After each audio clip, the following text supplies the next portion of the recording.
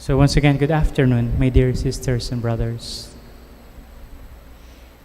Itong mga nakakaraang buwan, these past months, or after the pandemic, mas dumami yung mga nanghihingi para sa pagkain. Maraming mga bata kakatok sa sasakyan. Tapos, magsasign ng hihingi at pangkain. Yan ang typical sa atin, Pinoy, pagkakain, pag ganun. Siguro kung sa ibang lugar, ganun, kakain. O kaya kami, kakain, may chopsticks. No? And I just assume that many of us will give because of the acknowledgement of that need. Siguro nga sa ranking ng mga pangangailangan ng tao, sa physical need lalo, ang pagkain ang isa sa nangunguna. Marami nagsasabi na di baling walang bagong damit, walang masyadong gamit, o hindi makagawa ng ibang bagay, basta mayroong pagkain sa lamesa. And when I was exploring more about some studies about food, na sumagi sa isip ko itong isang model na tinatawag na Sutter's Hierarchy of Food Needs. Ang inaalala ayon sa pagkakasunod-sunod ay kung ang pagkain ba ay sapat, enough food, kung ang pagkain ba ay acceptable food. Siguro pag gutom tayo, ang unang inaalala natin ay yung enough na lang, yung makakabusog. O pangalawa ay siguro ay acceptable food. O kung hindi man medyo kasarapan, ay yung kaya pa rin ng ating panlasa. O kaya naman, idinugtong pa niya, ang isang alala natin sa pagkain ay yung ongoing access to food. And then after that, it's good tasting food. And then, pagkatapos ng good tasting food, meron yung novel food. Siguro ito yung mga food na ginagawa natin, kinakain natin, dahil lang sa may okasyon o mayroong patungkol yung pagkain. O halimbawa, cake. No? Malimit, kaya tayo nag-cake ay dahil sa birthday o kaya may okasyon. Pero kung kakainin yung cake, lagi natin sinasabi, ay, kapirasong gayat lang yun sa akin. At mataas ang aking sugar.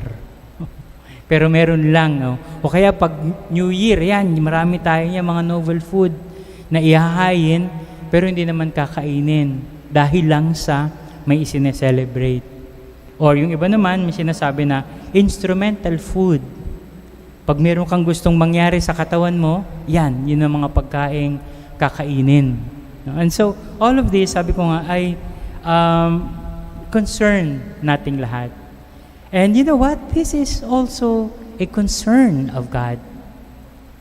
Sa beginning pa lang, in the beginning of time, ito na agad ang binigay ng Panginoon when He created us, human beings.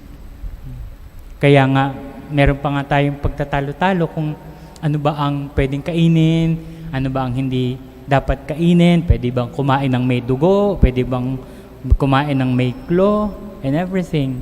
Kami in the Chinese saying, may kasabihan nga kami na ang four-legged lang na hindi namin kinakain ay lamesa.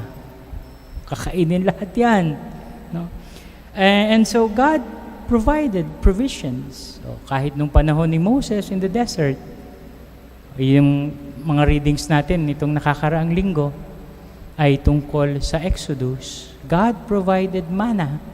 Kahit hindi nila kilala kung ano yung manna in the desert.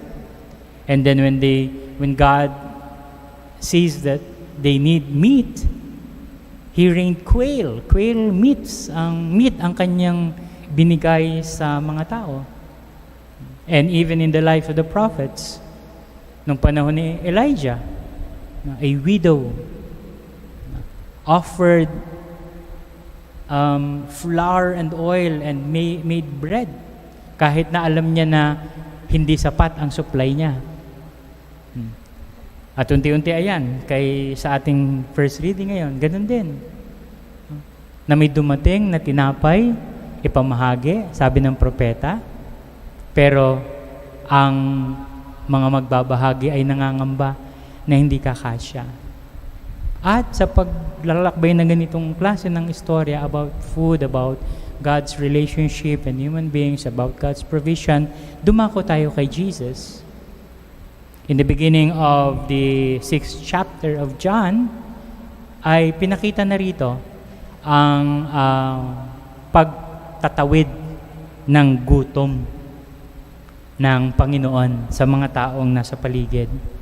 At sa nangyaring ito, dahil sa miracle na ginawa ng ating Panginoon, ay maaari nating matutunan, maaari nating pagnilayan. No? Ang una, ang pasasalamat dahil sa biyayang ibinibigay sa atin ng Panginoon. How many of us still thank the Lord after meal o bago kumain? How many of us will stop for a while, magdadasal, hihingi ng basbas, Lord, basbasan mo mga pagkain sa aming harapan. At pagkatapos nito ay magpapasalamat sa Panginoon, acknowledging that this grace is from the Lord. To be thankful. Yun ang ginawa ng ating Panginoon Now, when He was given the 5 pieces of bread and some dried fish, anong una niyang ginawa? No? He took the bread and He gave thanks. No? Nagpasalamat sa Ama na nagbiyaya, na nagbigay. Salamat Lord. Thank you Lord. Kung ang food bang dumadating sa atin yung enough food lang, meaning to say na we don't mind kahit na hindi siya masyadong masarap sa ating standard. Although sa mga matatandang tradisyon, ayon-ayon nilang maririnig yung sasabihin mo habang kumakain na hindi masarap ang pagkain. Para sa iba ay ito ay a sign of disrespect sa Diyos na nagbigay sa atin ng pagkain. No? Acceptable food ba ito? Diba? Tuloy-tuloy ba ang biyayang ito? And so, pasalamat sa Panginoon. Yan ang ginawa ng Panginoon. Nagpasalamat siya. Pangalawa, itinuturo sa atin ng Panginoon na magtiwala kayo. Philip has his doubts, repeating what happened in the past when they doubted in the time of the prophets na magkakasya kay Elijah, kay Elisha. Magkakasya ba? Anong hiniling natin sa atin ng Panginoon? Na kasya ito. Huwag kayong matakot. Huwag kayong mag-alala. No? At sa akin, ito rin siguro ang pumipigil sa atin para magbigay sa kapwa. The fear na baka hindi kasya. The fear na pag nagbigay ako ng kapiraso, ako ay magugutom. Para sa akin lang to, para sa amin lang ito. But for Jesus, no. He reminded His disciples na alam niya ang ginagawa niya. Alam niya ang pagiging Diyos niya. He is a generous God. He is a God who provides. At pangatlo, ito yung tinuturo sa atin. After the thankful or the thanksgiving, after our trust in the ways of the Lord, ay yung generosity. Pagbibigay, pagbabahaginan. Minsan nga, pag gusto kong gumawa ng kwento tungkol dito, gusto kong simulan ng kwentong ito, of course, hindi naman siya nakasulat sa Bible. Gusto ko simulan ng kwento nito, kung i-rewrite ko to in a more dramatic way. Yung bata na may dala ng 5 tinapay, may uwi-uwing isang basket ng pagkain sa bahay nila, where his parents will be surprised kung bakit siya mayroong ganong kadaming leftover na pagkain, where in fact ay 5 lang yung baon niya. But because of his generosity, nagkaroon ng miracle. His generosity, and of course, the generosity and the kindness of Jesus. Kaya naganap itong miracle na ito. So kaya mga kapatid, habang pinagdiriwang natin ang banal na misa, pinapaalala sa atin, no, na ang Panginoon ay nagtawid ng gutom. But hindi doon titigil yan. As we continue on following, kung pag-uwi nyo, you try to read more about the gospel according to St. John, saan tayo dadalhin? Doon sa hindi lang pangtawid, gutom, kundi si Jesus bilang pantawid sa buhay na walang hanggan. But of course, it is not yet here in our gospel account. But then of course, we have heard it so much. And now we are celebrating it. Now, how Jesus turned himself to the most important provision that God has given to us, na hindi na lang bubusog sa ating katawan, kundi bubusog din sa ating kaluluwa. And so let us be part of this ongoing miracle that is happening, lalo na nga sa panahon ngayon, sa panahon ng pangangailangan, sa panahon ng kagipitan. Ito, definitely, later, may mga lalapit na sa atin, may mga hihingi na sa atin ng tulong dahil sa nangyaring kalamidad.